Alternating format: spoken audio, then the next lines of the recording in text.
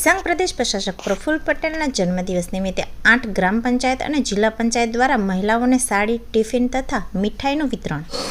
સતત 24 કલાક કામ કરે છે, આપણા વિશે વિચારે છે. તો એના જન્મદિવસે આપણે એના સ્વચ્છ સારું મળે એના માટે કેમ ન વિચારીએ?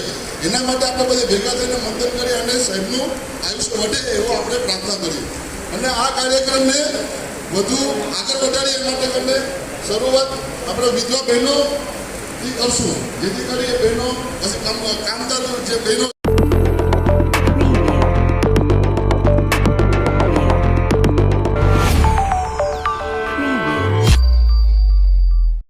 કેન્દ્ર શાસિત પ્રદેશ દીવ ખાતે સંઘ પ્રદેશ પ્રશાસક પ્રફુલ્લ પટેલના જન્મદિવસની ધામધૂમથી ઉજવણી કરવામાં આવી. સમગ્ર દીવ જિલ્લામાં વિવિધ કાર્યક્રમોનું આયોજન થયું, જે અંતર્ગત દીવના ગ્રામીણ વિસ્તારમાં પણ ચૂંટાયેલા પ્રતિનિધિઓ દ્વારા વિધવા બહેનો, સેલ્ફ હેલ્પ ગ્રુપની બહેનો તથા ગ્રામ્ય વિસ્તારમાં કામ કરનાર કામદારો અને કર્મચારી મહિલાઓને સાડી, ટિફિન તથા મીઠાઈના પેકેટનું વિતરણ કરવામાં આવ્યું હતું.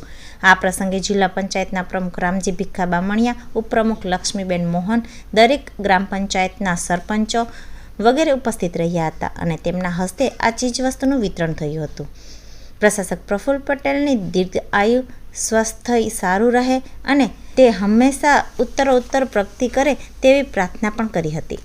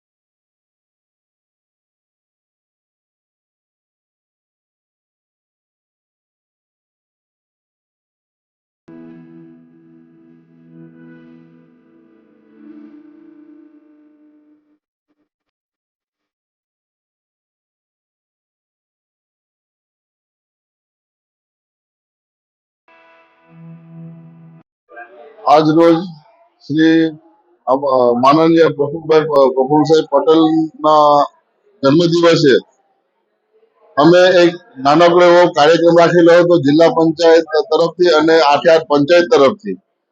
જે બહેનો સફાઈ કર્મીઓ છે એમને સાડી આપી, જે વૃદ્ધ બહેનો છે એને લંચ બોક્સ આપ્યા અને મીઠાઈના પેકેટો આપ્યા. જે વિવિધ પ્રકારના ગિફ્ટ આપી અને પ્રફુલ્લભાઈ અમારા પ્રશાસક શ્રી દીવ દમણ દાદરા હવેલીના પ્રશાસક શ્રી પ્રફુલ્લભાઈ પટેલ સાહેબના જન્મદિવસને ઉજવ્યા અને એમને દીર્ઘ આયુષ્યની અમે પ્રાર્થના કરી અને એમનું આયુષ્ય લાંબુ રહે અને સતત કાર્યશીલ રહે. અમારે વધુ તો નથી કેવું, પણ સાહેબ અત્યારે જે પ્રકારના કામ કરે છે મોદી સાહેબના માર્ગદર્શનથી, જે દીવ દમણના વિકાસના કાર્ય થઈ રહ્યા છે અને બહેનોને વિશે જે વિચારે છે, બહેનોને આગળ લઈ આવે છે, લખપતિ દીદીઓના કામ કરે છે, જેથી કરીને અમે પણ સાહેબ વિશે થોડોક ફૂલની પાંખડી રૂપે અમે એમની પ્રાર્થના કરી છે કે એમના આયુષ્ય સુંદર અને સારું રહે, તે માટે અમે પ્રાર્થના કરી છે. ધન્યવાદ.